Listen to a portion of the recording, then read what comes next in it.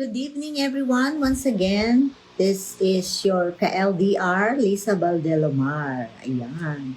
Kumusta kayong lahat? Kumustang buong araw? Ayan. Ngayon ay tatalakayin natin ang napakahalagang topic. The Empowered Woman. Ayan. Dapat ang mga babae ay empowered. Wait lang. Set natin yung ating live. Wait. Yan. Para makita natin yung ating mga comments. Wait, nasaan na yung comments? Ay, ba't nagkaganon? Aha. Ayan. Okay. Ayan, good evening. Good evening sa ating lahat. Kumusta na ang lahat? Tayo ay mag-start na. Wait lang. Check natin. At wait natin kung meron ng audience. Yan, may dalawa na agad akong audience. Thank you very much. Good evening po. Good evening. Pwede kayong mag-comment para ma-shout out ko kayo.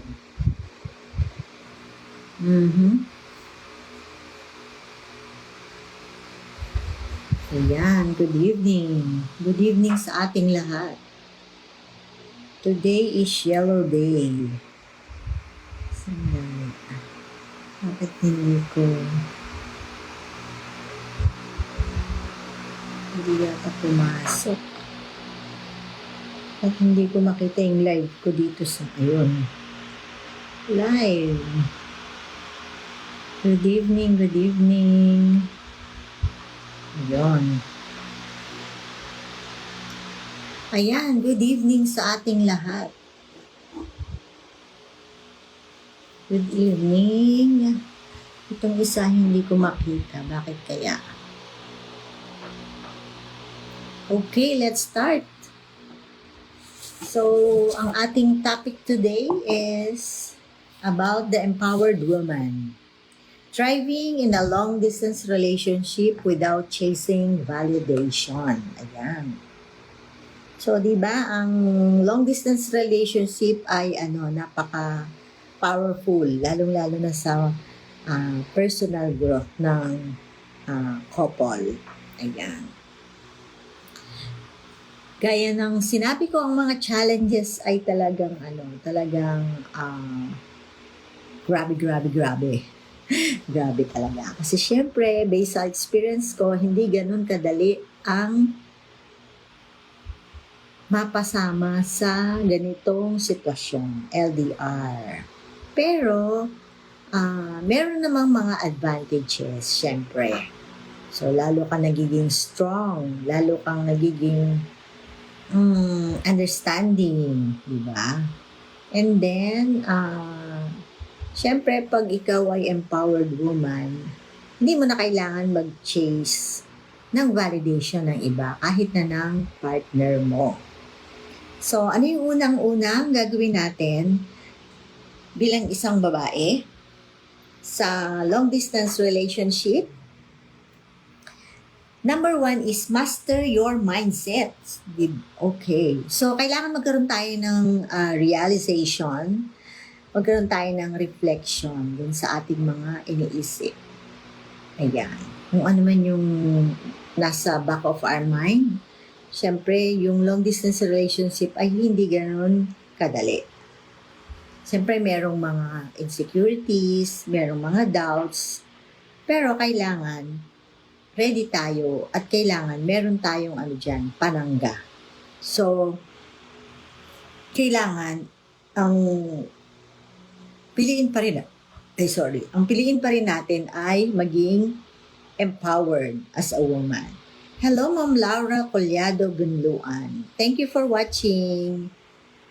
Ma'am, dinidiscuss ko po ngayon ang the empowered woman. Kasi Maraming nasa long distance relationship na minsan hindi nila alam kung ano ang gagawin nila at paano nila ito i-handle. Yan. So, kailangan para hindi tayo sad or hindi natin maisip yung ibang bagay. Kailangan meron tayong affirmation. Yan. Bilang isang babae, syempre, pag nasa LDR ka, ang dami nating doubts and insecurities. So, makakatulong yung affirmation natin. So, sasabihin natin sa sarili natin, I am worthy of love regardless of physical distance. Ayun. Paulitin ko, I am worth to love. I am worthy of love regardless of physical distance. Diba pag LDR ka, talagang hindi mo naman talaga nakikita yung partner mo ng personal. Ikaw din, hindi kanya nakikita ng personal. So, syempre, at the back of our mind, parang nagtatanong tayo, ano kaya ang ginagawa ni Mister? Ano kaya ang ginagawa niya? Ba't hindi ako matawagan? Bakit sobrang busy? Ganun yung usually ang nasa isip ng mga babae, di ba? So, kailangan paglabanan natin yon. Lagi tayong magbibigay ng, anong tawag doon? Always give the benefit of the doubt. Yun. So, kailangan yung mindset natin, magkaroon tayo ng assurance na tayo ay secure. So, para mawala yung mga insecurities natin, kailangan natin itong affirmation niya. I am worthy of love regardless of physical distance. Yeah. So, syempre, bilang isang babae, kailangan i-master natin yung mindset natin. So, kung ano man yung mangyari, stand firm. Andito pa rin tayo. Kasi empowered tayo, di ba? Empowered woman. Di ba? So, thriving in a long-distance relationship without chasing validation. So, hindi natin kailangan ng validation ng ibang tao para dito.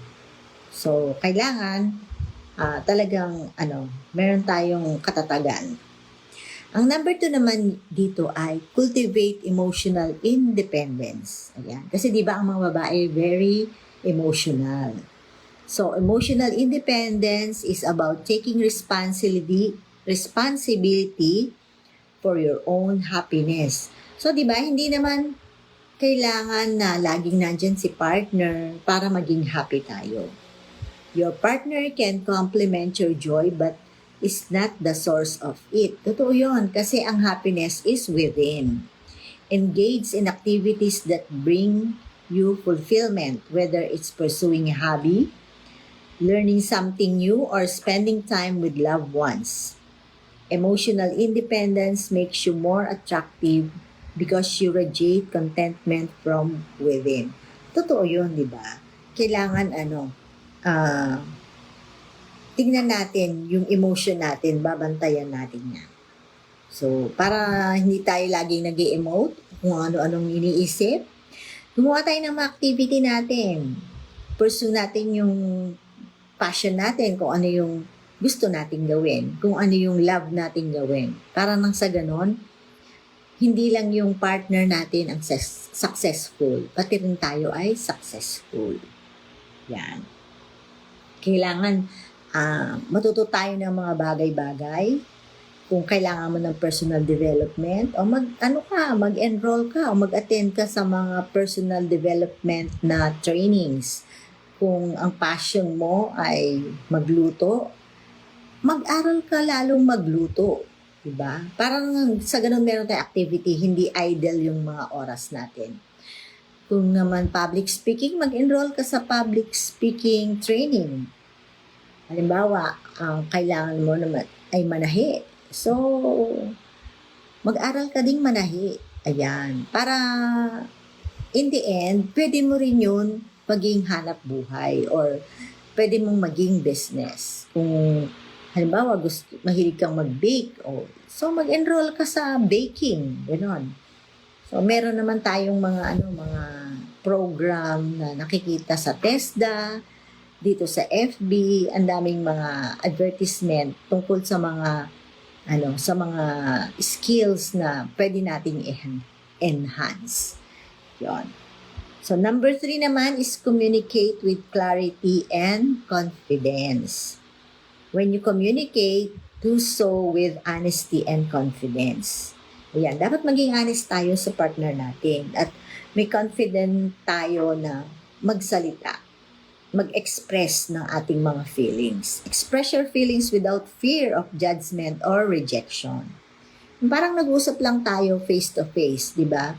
Ako kasi, matagal din kami nagsama physically ng mister ko. So,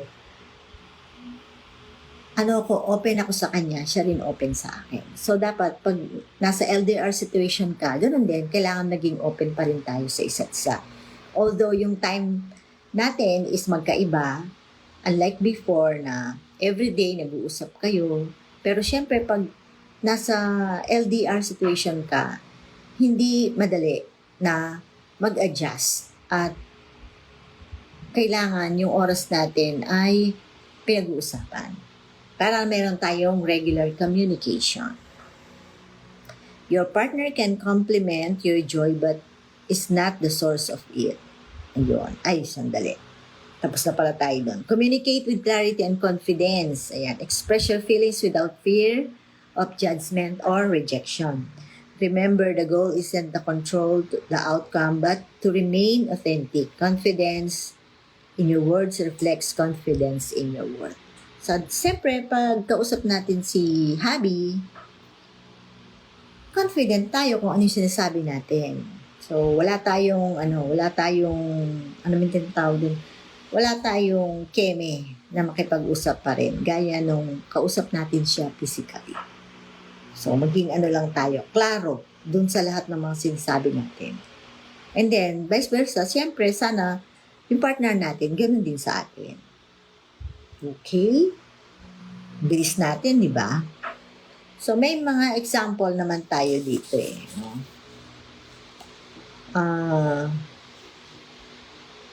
Sinulat ko na kasi ito para meron tayong outline at guidelines. Okay. So, naalala ko, yung mister ko, makwento ko lang.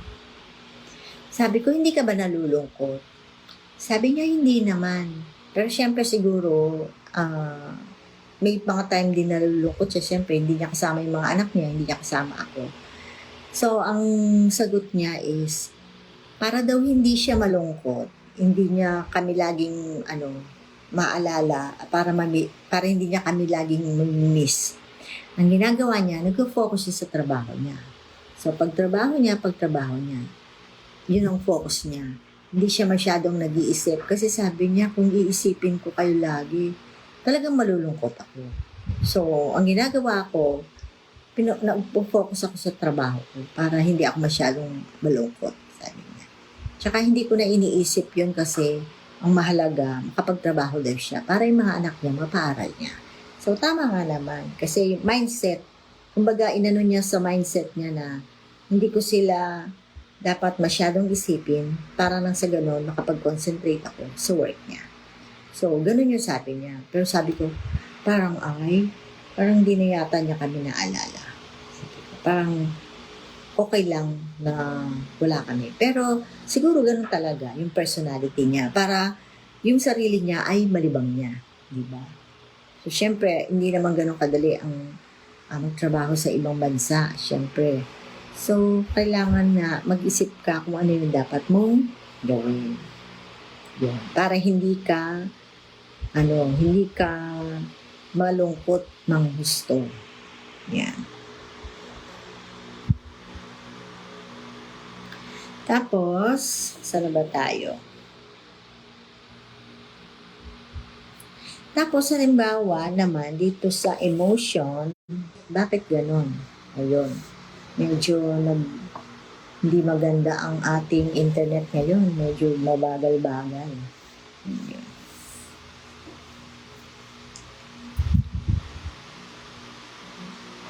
Okay.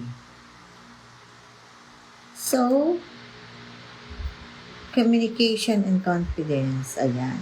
So, halimbawa naman sa communication, parang minsan kasi may time na ano, di ba?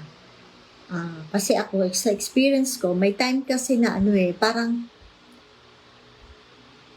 ako lang lagi yung nagre-reach out. Parang ganun. Tapos, yung partner mo, hindi siya nagre-reach out. So, maging honest tayo. Sabihin natin na ganito yung nararamdaman ko. Sabihin mo na ano, ganito yung nararamdaman ko pag hindi mo ako tinatawagan. O ganito yung nararamdaman ko kapag hindi mo ako mini-message. Yun. Kasi, pag ganito yung nangyayari sa atin, parang feeling ko, ano na ako sa'yo, nadi-disconnect ako sa'yo, at hindi ko alam kung ano yung nangyayari sa'yo. Yun.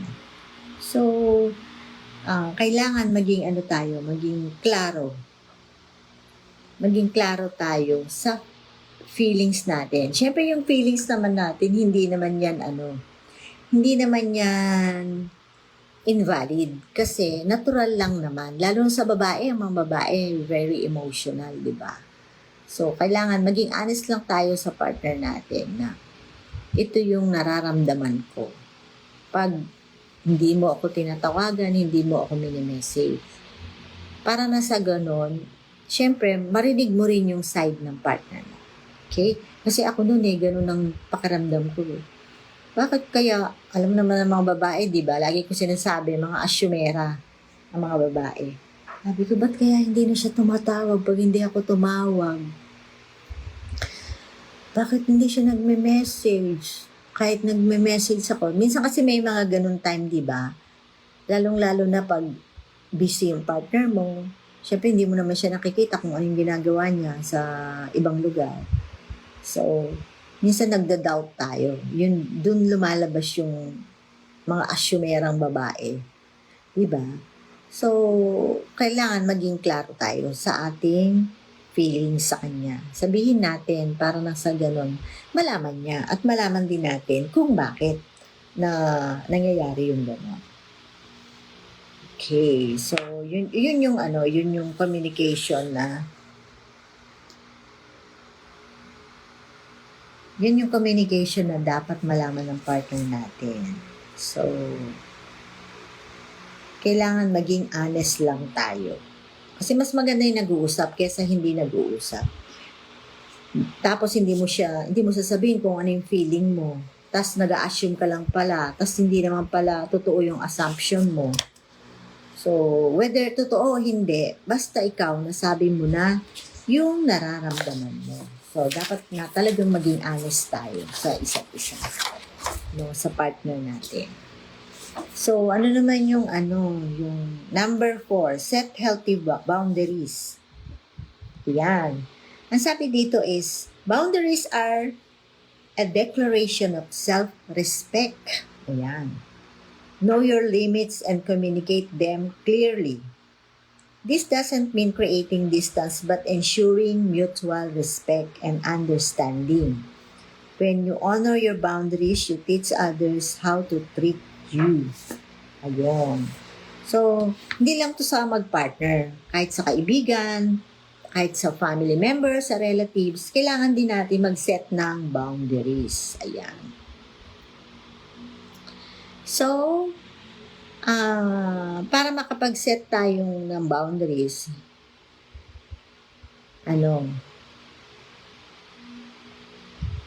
sandali. Halimbawa, ikaw maaga kang natutulog halimbawa. Tapos, kailangan malaman din niya kung anong oras yung tulog mo. At ikaw, malaman mo rin kung anong oras yung tulog niya. Kasi syempre, meron tayong mga personal necessities sa bawat isa. Kung halimbawa, siya naman ay kakausapin mo ng hating gabi doon, tapos ikaw dito ay araw, syempre mapupuyat naman yung partner mo. So, kailangan mag-usap kayo kung anong oras ang pag-uusap, kung anong oras ang pagkakwentuhan, at anong araw kayo mag-uusap. Syempre, hindi naman araw-araw kailangan kayo mag-usap. Yan. So, kailangan magkaroon tayo ng respect sa bawat isa. Respetuhin natin yung oras, yung location, yung yung mga ginagawa. Halimbawa ako, sabihin ko, wala ako bukas kasi meron akong gathering o meron akong event para kahit na tumawag siya, para alam niya na hindi na siya tatawag kasi nga busy ako, meron akong ginagawang or ina-attend ng event. Ganon. So, magsabi ka beforehand para nang sa ganon, hindi siya mag-expect o ikaw din hindi ka mag-expect. So, halimbawa, sabihin mo, may meeting ako bukas o kaya may meeting ako ng ganitong oras, kaya hindi mo ako pwedeng tawagan kahit nakaschedule yung ating communication. Halimbawa, ang schedule nyo is 1 o'clock ng hapon. Tuwing 1 o'clock ng hapon, mag-uusap kayo. Pero dahil meron kang training or meron kang pupuntahan, abisuhan mo na siya na hindi ka pwedeng tawagan kasi nga meron kang event or training kung ano man yan. O meron kang pupuntahan. So, ganun kami ng mister ko Pagka, halimbawa, meron akong pupuntahan. Opa, hindi ako pwede bukas kasi mag-outing kami o magkikita-kita kami ng mga classmates ko. Kasi ganito, ganyan. O, kailangan naming mag-banding. Nag-aaya sila. So, yon beforehand, alam na niya kung ano yung schedule mo. Tapos, alam niya na hindi siya makakatawag dahil busy ka. Yon. So, dapat, beforehand, suhan na siya. Yan. Medyo humihina ang ating internet. Yan. Sana naman ay huwag siyang mawala. Ayan. Hello, Ma'am Laura Collado Binluan. Nandyan pa po ba kayo? Ayan. Sana kayo ay nandyan pa nang meron naman akong audience. At thank you kung meron tayong silent viewers dyan. Ayan. So, number 5 na tayo. Focus on growth, not validation. Ayan. Seek growth over approval. Ayan. Hello, Ma'am Marshall or Sir Marshall Pahayahay. Thank you for watching, sir. Ayan. Dinidiscuss ko po dito yung ating, the empowered woman. Thriving in a long-distance relationship without chasing validation. Ayan. So, number 5 na ako, focus on growth, not validation. Ayan. Taga saan po kayo, sir? Kumusta po ang araw nyo? Seek growth over approval. In a long-distance relationship, it's easy to fall into the trap of seeking constant validation to feel secure. Instead, focus on personal growth, spiritually, emotionally, and intellectually. When you evolve, you inspire your partner to grow alongside you. Yun. Diba?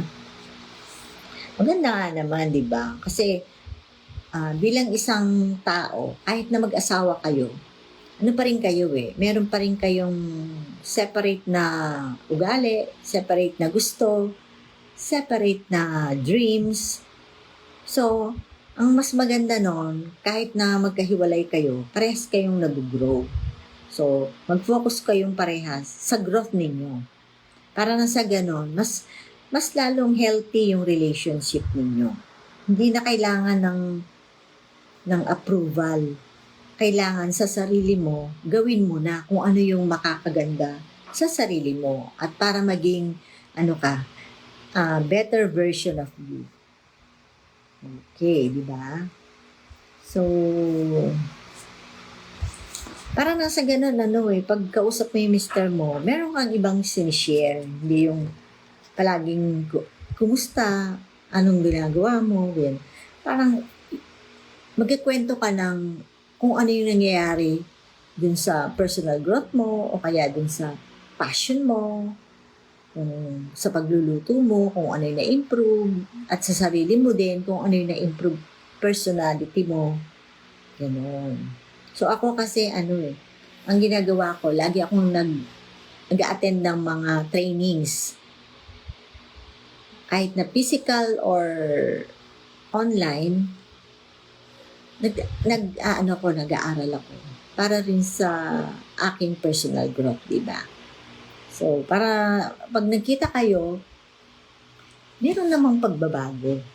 Lalong-lalo na sa attitude, di ba? Kung dati ngawa ka ng ngawa, baka naman sa pagkikita nyo ulit ay mabawasan na. Kasi ang mga babae, hindi, minsan may mga babae kasi mga taklesa, di ba?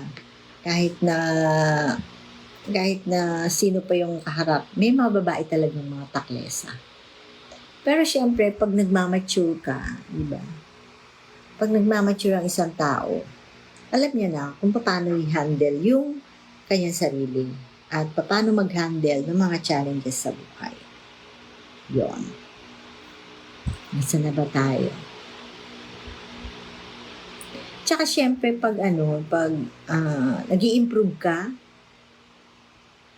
ang laking tulong nun sa pagsasama ng mag-asawa or couple. Kasi nagiging matured ka spiritually, emotionally, intellectually, at ano pa ba? As in, yung attitude mo, merong magandang nangyayari. Diba? Kung ikaw ay madrama dati. Ngayon, hindi ka na madrama. Diba? Parang mas healthy pa yun, diba, na nag-uusap kayo, laging masaya lang. Masaya lang yung pag-uusap niyo. Kaya pag kasi nagmamature ang tao, lalong-lalo na pag talagang nagsisik siya ng mga trainings, webinar, pag nakikinig siya ng mga podcast, yan, talagang marirealize mo sa sarili mo, kailangan pala nakikinig ako ng mga ganito para natututo ako. Dapat pala ganito. Tsaka meron kang mga podcast na maririnig na matututo ka talaga. It's either spiritual, emotional, psychological. Ang dami mong matututunan. Ako kasi mahilig din akong makinig ng mga podcast o kaya manood ng mga video na marami kang natututunan. Kakaroon ka ng self-reflection, self-realization, at natututo ka rin sa experience. Yung pag sinishare mo kasi yung experience mo sa ibang tao, napaka-powerful dun. Kasi, malay natin, di ba? Kagaya nito, nag-share ako, hindi ko alam kung sino yung silent viewers ko na nanonood sa akin. Baka this time, kailangan niyang marinig ito. Diba? Kasi merong mga nasa LDR situations na minsan din na nila alam i-handle kung paano. Paano ba yung LDR situation ko. Minsan hindi nila ma-handle yung ganun. Kaya kung meron kayong mga comments, suggestion kung ano yung ating pwedeng i-discuss, pwede kayong mag-suggest sa comment. Para nang sa ganun, next time, meron tayong ibang topic kung ano yung gusto ninyong topic. Yun. So, number 7 na tayo. Maintain your independence. Ayan. Happy ako dyan sa maintaining independence. Ayan. Your life shouldn't revolve around your relationship. Yung iba kasing babae or lalaki, parang umiikot na lang yung mundo dun sa kanilang partner. Pero hindi siya dapat ganon. Huwag mong paikutin yung mundo mo sa partner mo lang. Kasi meron kang buhay. Kasi pag umikot yung buhay mo sa kanya, wala na. Paano pag nawala siya? Edi wala ka na rin buhay. Diba? Kasi natatandaan ko, may mga naririnig ako. Pag nawala yung partner nila, paano na ako?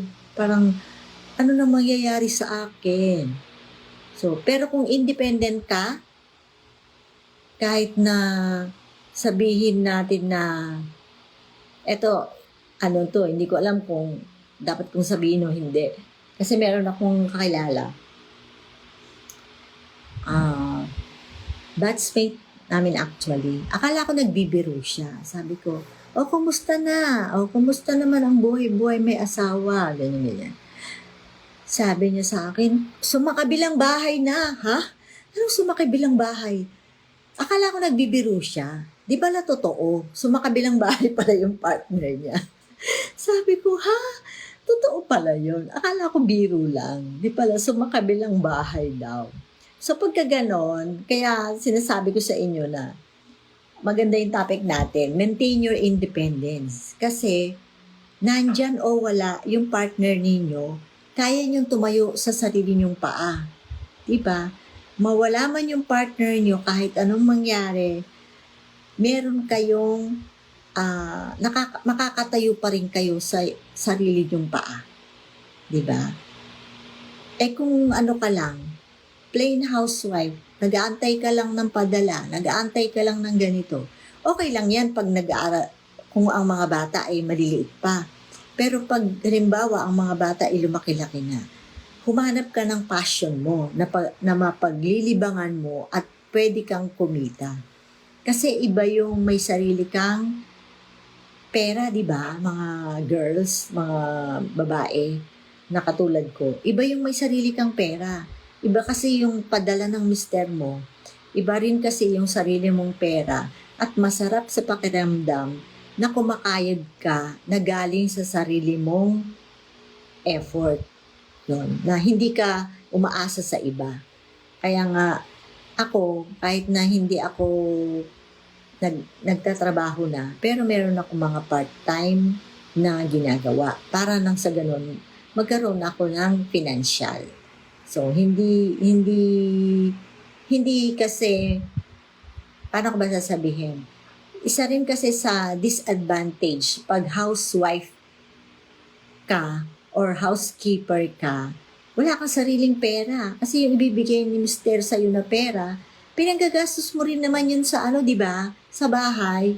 Kung anong kailangan ng mga anak mo, anong kailangan sa bahay, lahat sa'yo. Kasi sabi ko nga, dapat ang mother ay merong sweldo. Bakit ka mo? 24 hours ang duty ng mother. Diba? Tayong mga mother, 24 hours ang duty. Tapos, pag lumaki na yung mga bata, diba? Pag malalaki na yung mga anak natin, tayo na lang din ang, nanditong nagtataguyod sa sarili natin.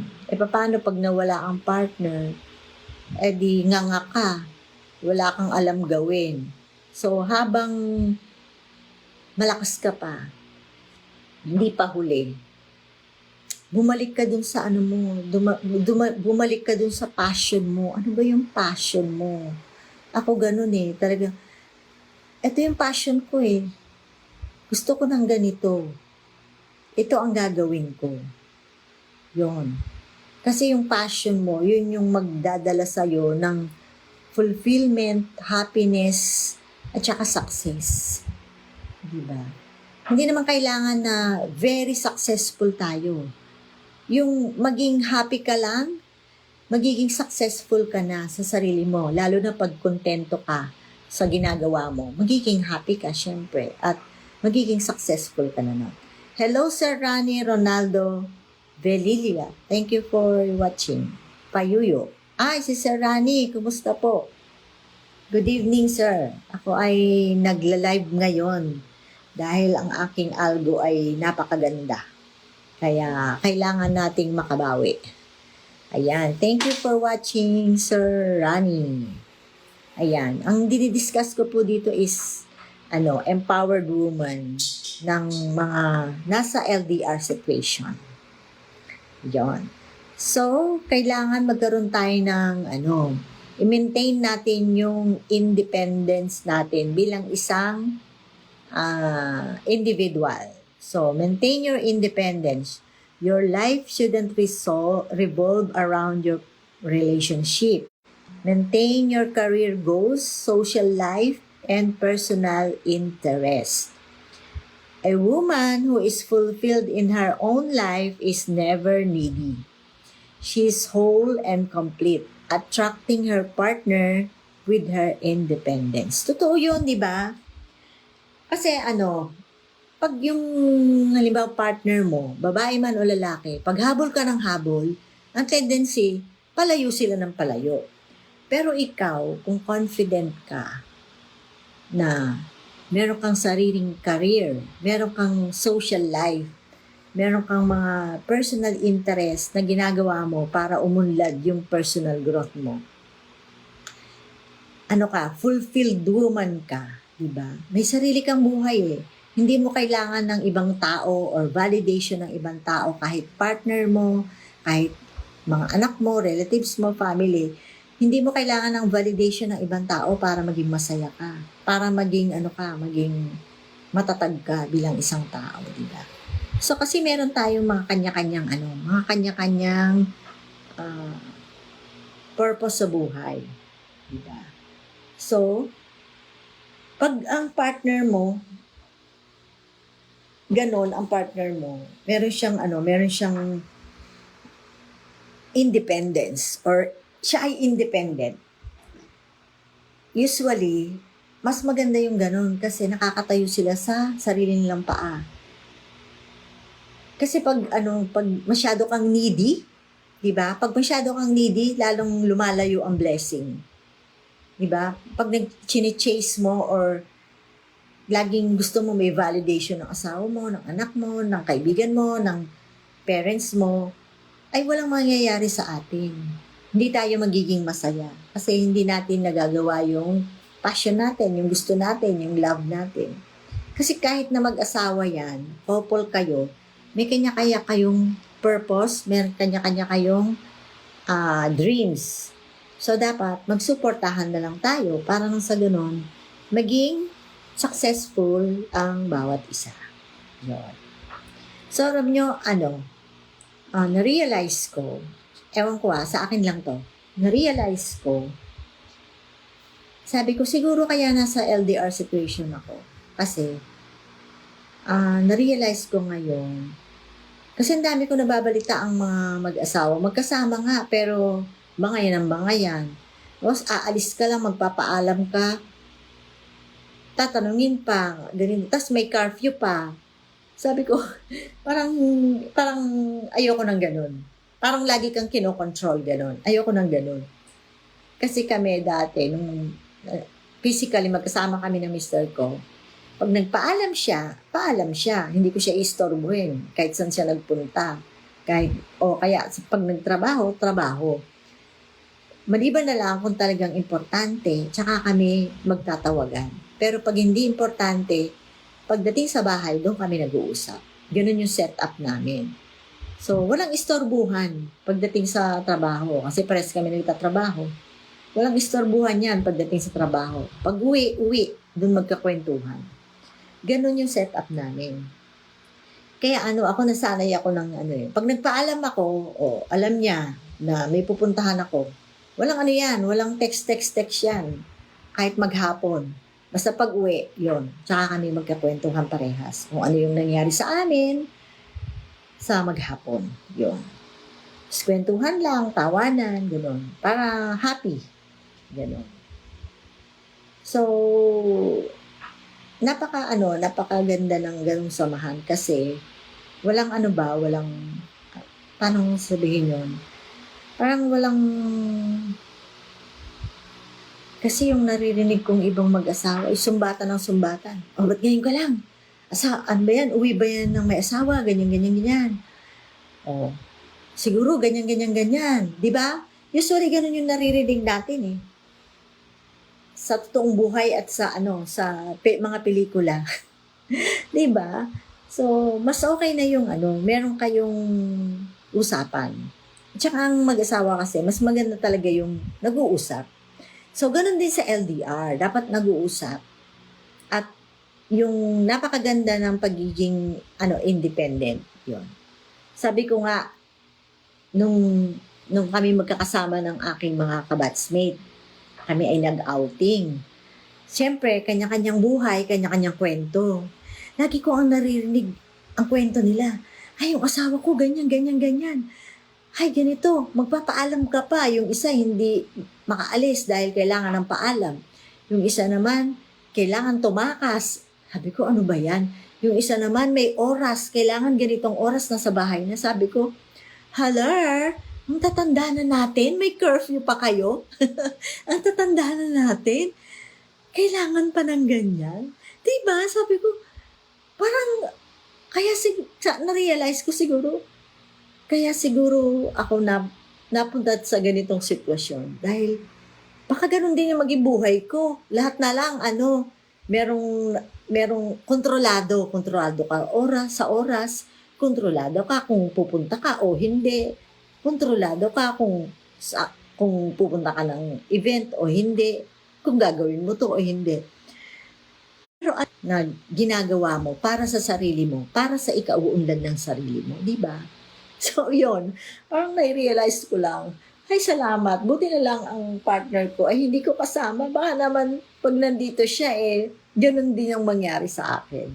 So, salamat naman. Ngayon ko lang na-appreciate. Hello, Ma'am Tintin.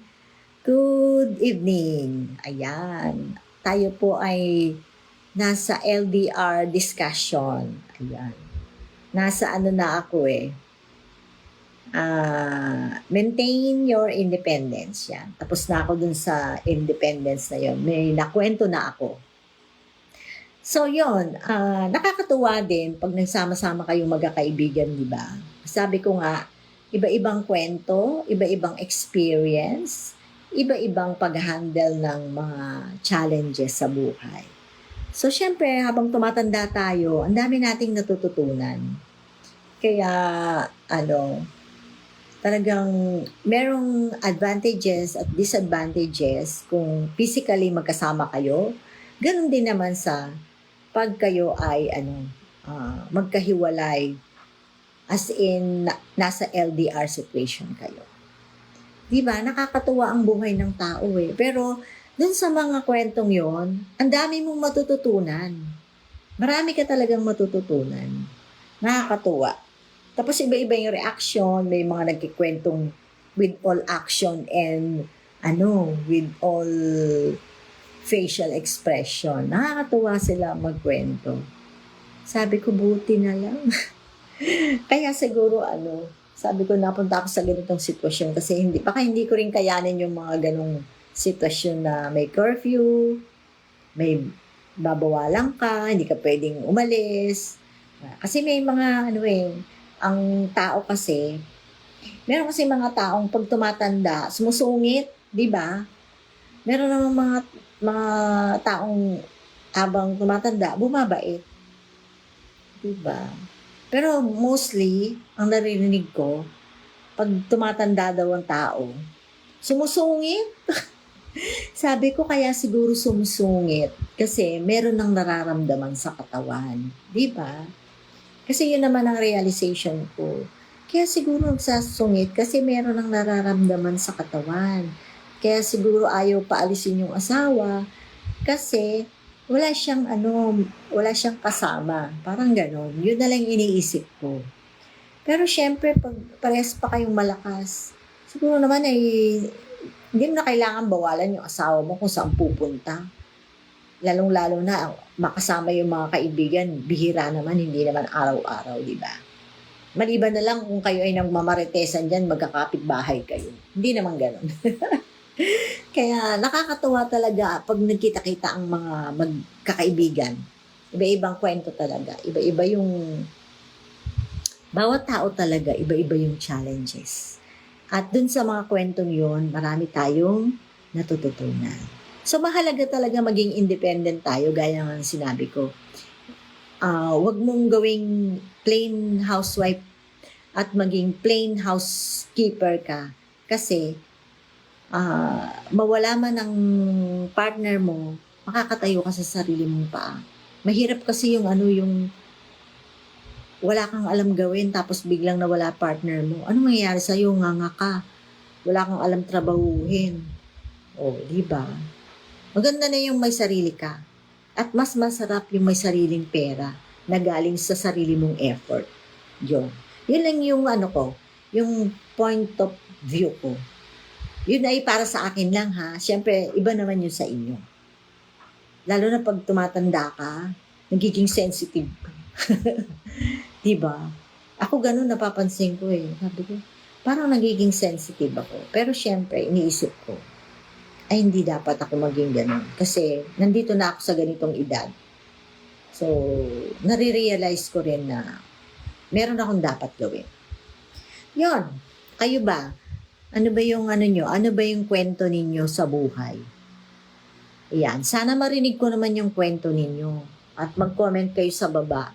Para meron tayong halimbawa may mga tanong kayo, may comments na pwede nating i-discuss dito. Lalo na sa mga LDR. O kahit na hindi LDR situation. Pwede tayong mag-discuss.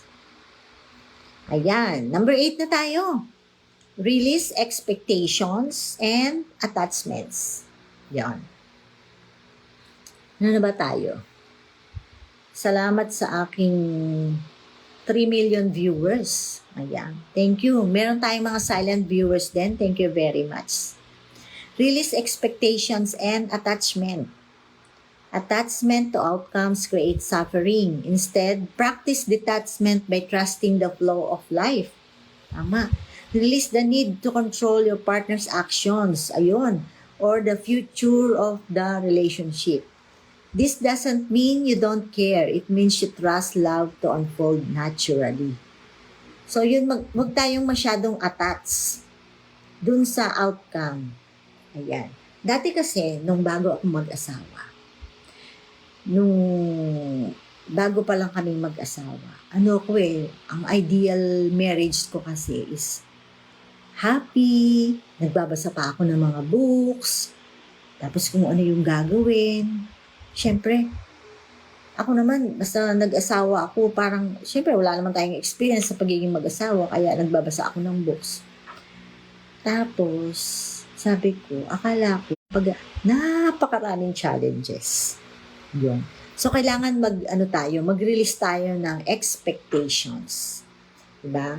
Kinakwento ko nga na natutunan ko dun sa isang elder namin is huwag kayong masyadong mag-expect sa partner ninyo. Kasi magkaiba kayo ng upbringing. Yun. So, kasi kapag ikaw ay nag-emote, ina-expect mo ganito yung gagawin ng partner mo, tapos hindi pala niya ginawa, syempre ikaw ay masasaktan. So, kailangan marunong tayong mag-release ng ating ng mga bagay na in-expect natin na hindi naman pala. Yun. So, huwag masyadong attached, yun ang sinasabi ko, huwag masyadong attached dun sa outcome. Kasi siyempre pag bago kang nag-asawa, lahat in-expect mo maganda. Tapos pala, sa unang buwan pa lang ng pagsasama ninyo, nakikita mo na lahat. Nakakatawa. Nakakatawa talaga. Pag naaalala ko yung kasi siyempre pag nakita mo, mag-boyfriend, girlfriend pa lang kayo, hindi mo pa nakasama sa bahay. Hindi mo pala siya totoong kilala. Kasi hindi mo alam kung ano ugali niya nasa bahay. So, kailangan kailangan lang ng trust sa bawat isa. And then, kung meron kang expectation, tas hindi niya nagawa, let it go na lang. Alam ko hindi ganun kadali, pero napapractice naman yon. So, kailangan huwag masyadong attach. At lang tayo, trust the process, ika nga. Nasa proseso kasi pares kayong nasa transition period. Diba? So, ang pag-aasawa kasi may transition yan. Hindi siya yung ganun kadali. Kasi talagang susubukin kayo ng panahon.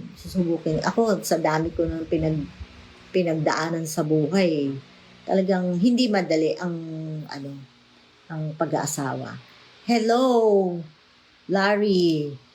Thank you for watching. Ayan, nagla-live ako ulit kasi tayo ay gumaganda ang algorithm. Kailangan natin bumawi.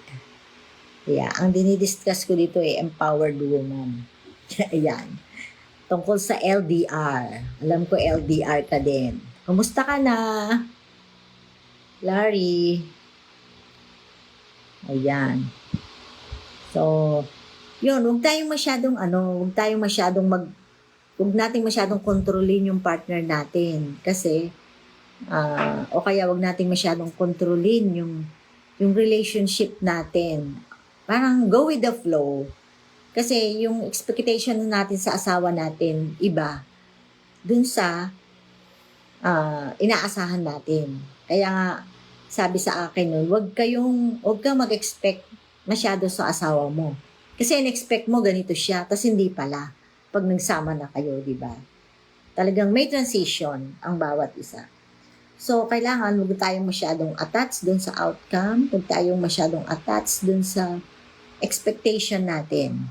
So, syempre, ang sabi nga, mahalin natin yung partner natin kung ano siya. So, kung ano man yung meron siya o wala siya, tanggapin natin kasi siya yung pinili natin eh. So, release natin yung mga expectation and attachment. So, wag tayong masyadong controlling na partner, 'di ba? Kasi yung relationship natin hindi natin alam kung hanggang saan. At kung marunong tayong mag-handle, ma-maintain natin yung good relationship. 'Di ba? Hindi naman ibig sabihin na you don't care. You care syempre, pero syempre, irespeto mo rin kung ano yung meron siya at kung ano siya. Yun, kailangan lang natin trust. Kasi syempre, kahit ang mag-asawa, ano yan eh, magkaiba, di ba? Magkaiba kayo ng upbringing, magkaiba kayo ng pananalita, talagang lahat iba kayo. Tapos pag pinagsama mo yan, di ba, magiging isa. Pero yung pagiging isang yun, may transition yun. Pero kahit na matagal na kayong mag-asawa, hindi nyo pa rin kilala ang isa't isa. Lalo na sa mga LDR, di ba? Talagang nagsama kayo ng 10 years. After 10 years, nag-abroad. Nagtrabaho sa ibang lugar. Tapos hindi kayo magkasama. So, anong expect mo, di ba? Hindi mo naman alam kung ano talaga hindi mo pa talaga siya kilala kahit na sabihin mo mag-asawa kayo. Iba pa rin yung lagi kayong magkasama. Kahit nga yung magkasama minsan after 15 years, 20 years, tsaka palang lumilitaw yung tunay na ugali, di ba? May mga mayroon akong mga ganong alam na kwento. After 10 years ng pagsasama nila, sabi ko, bakit ganon? After ng 10 years, tsaka palang lumabas ng lahat ng mga di magandang pag-uugali. Umbaga, pinipigil lang pala yung sarili.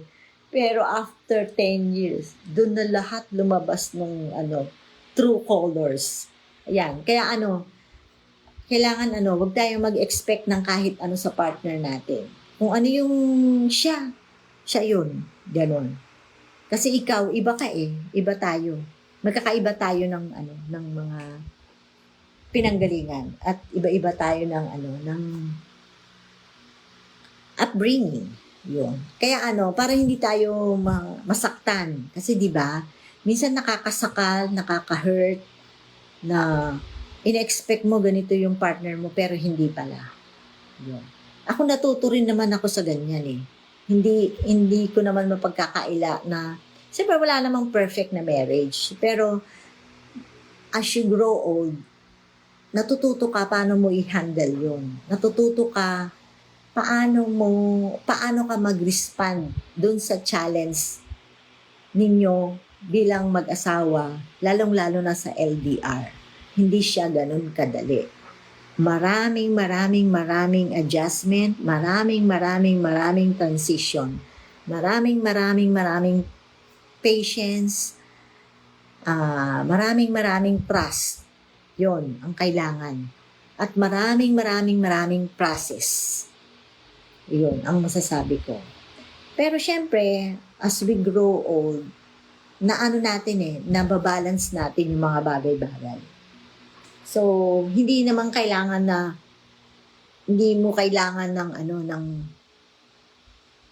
validation or security. Kasi kung talagang loyal, trusted yung yung partner mo faithful.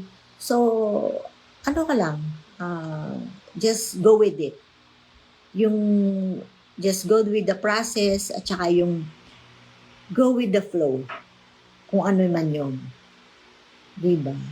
So, kung ano man yung nakikita mong flaws,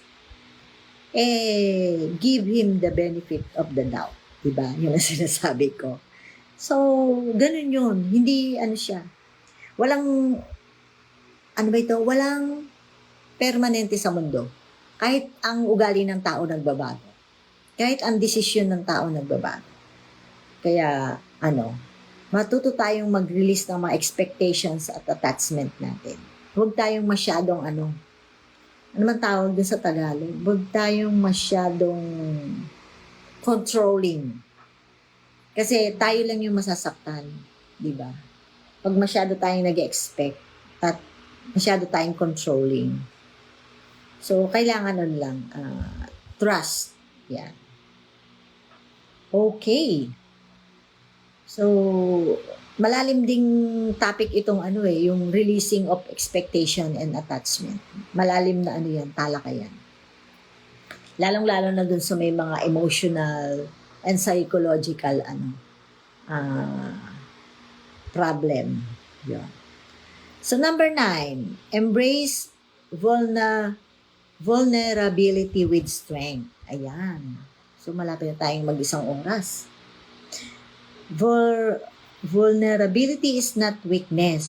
Expecting specific responses. Authentic vulnerability creates deeper connections. When you express yourself without the need of validation, you show immense inner strength. So yun, kailangan maging honest lang tayo. Mag-express tayo ng feelings natin, ng emotion natin sa partner natin. Kasi pag hindi mo yan in-express, maiipon yan. Mamaya biglang sumabog. Hiwalay agad. Diba? May mga ganon. Kasi meron akong alam na mga ganyang sitwasyon eh. Hindi in-express yung nasa loob. Pag nagkita, sabog. Di hiwalay. Diba? Pero kung honest ka sa sarili mo at sa partner mo, hindi yan sasabog. Diba? Ke makinig siya, ay ke sumagot siya o hindi. Basta ang mahalaga, na-express mo yung feeling mo sa kanya. So, yun ay courage, diba? So, maging honest ka lang sa feelings mo. Yun. So, hindi naman yun hindi naman kailangan ng validation ng partner mo. Kailangan mo lang talagang may express. So, bahala na siya kung ano yung magiging response niya. It's either negative or positive, whatever. Basta na-express mo at nasabi mo, okay na yun. Ganon. Tapos, pag medyo okay na, siguro, wag mo siya pipilitin, wag mo siya i-force na sagutin niya yung nararamdaman mo or i-validate niya, gano'n. Basta nasabi mo lang. At siyempre, yung isang partner naman, mainam na, yung makikinig ka, siyempre. At wag kang magre-response ng hindi maganda. Kailangan huminga ka muna ng malalim at magbilang ka ng 1 to 10. Kung halimbawang hindi maganda yung narinig mo, huminahon ka muna. Yun. Bago ka mag-respond. Yun. Ayan, 2 na lang, matatapos na tayo. Isa na lang pala. Radiate gratitude and positivity. Ayun. Gratitude shifts your focus from what's lacking to what's abundant. Practice gratitude daily, not just for your relationship but for your life. When you radiate positivity and appreciation, you attract more reasons to be grateful, creating a fulfilling relationship dynamic. So, syempre, hindi lang naman ang appreciation or gratitude sa partner mo, kundi para sa sarili mo din, syempre. Pag you feel love, you can love others. If you feel trusted, you will be trusted. You will be trusted by others, di ba? Kasi hindi mo naman mabibigay yung wala ka. Diba? Kung wala kang pagmamahal sa sarili mo, paano mo pa mamahalin yung ibang tao, o yung partner mo, o yung anak mo, o yung kaibigan mo, ang family mo? Diba? Yun. So, dapat lagi tayong magkaroon tayo ng abundant mindset. Magkaroon tayo ng gratitude. So, ang simple gratitude every day, malaking tulong na yun. That is positivity. Diba? Pasalamatan mo lang, Lord, thank you sa buhay ko. Thank you, ginising mo pa ako sa umaga. Thank you sa kalakasan. Meron pa akong energy. Meron pa akong opportunity para makapagtrabaho. Meron pa akong opportunity para makausap ko yung mga anak ko, yung asawa ko, yung family ko, yung parents ko. Yun. Minsan na kasi nakakalimutan natin yung magpasalamat dun sa maliliit na bagay. Lalong-lalo na dun sa importante sa buhay natin, di ba? So, mahalaga din sa mag-asawa, mag-partner o mag-couple na iparamdam mo yung pagiging importante niya sa'yo. Napakahalaga nun. Kasi ako, naramdaman ko din yun dati, na parang hindi ako importante na sa kanya. Parang ganon.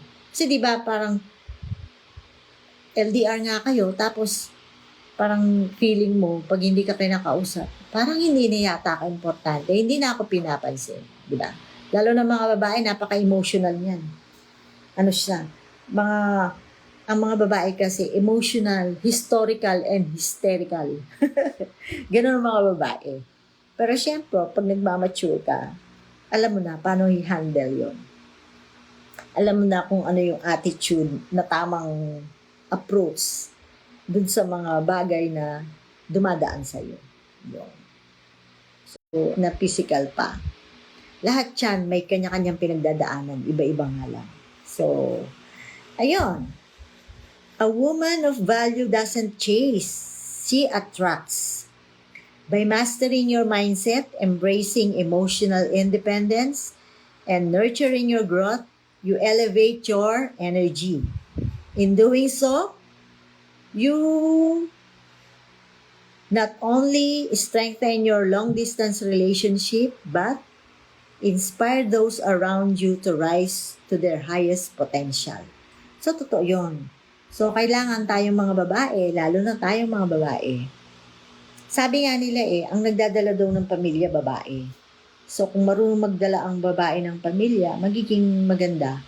Depende na lang talaga kung ang partner mo ay hindi maintindihan kung ano yung gusto sa buhay. So, pero kung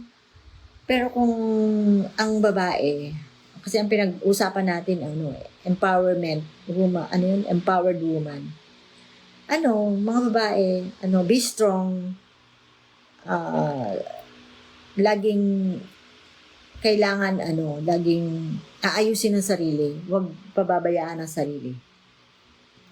Tapos, gawin natin yung alam mong makakapagpasaya sa'yo, yung passion mo, yung personality development, napakahalaga. Tsaka, yung kailangan meron kang sariling decision, determination, may sarili kang, yung self-love mo, huwag mong kakalimutan. Kalimutan mo muna ang lahat, huwag lang ang sarili mo. Kalimutan mo na ang lahat, huwag lang ang sarili mo. Kailangan i-nourish mo yung sarili mo. Magkaroon ka ng i-practice mo yung self-love daily. Kailangan meron kang healthy relationship sa sarili mo. Para nang sa ganon, magkaroon ka rin ng healthy relationship sa iba. Diba? Kasi kailangan natin ng mapaunlad muna yung sarili natin bago natin paunlarin yung nasa labas natin. Kailangan yung within. Our mind, our body, and soul, kailangan ma-nurture ng gusto yan. Mapakain mo ng maganda yan. So, kailangan natin, halimbawa, kailangan natin yung journaling, meditation, exercise, o kaya ipamper mo yung sarili mo. Lahat yun kailangan natin. Kailangan natin yun para maging strong tayo at hindi tayo basta-basta bibigay sa mga challenges. So, yun lang. Sana ay meron akong magandang value na naibigay sa inyo, kahit konti lang, sa dami-dami ng aking diniscuss. At sana meron naman lang comment na akong marinig dito sa sa ating live ngayong gabi. So, yun lang. Maraming salamat sa panonood, pakikinig, kahit sa ating mga silent viewers. Thank you very much. And good night everyone, and God bless us all. Bye!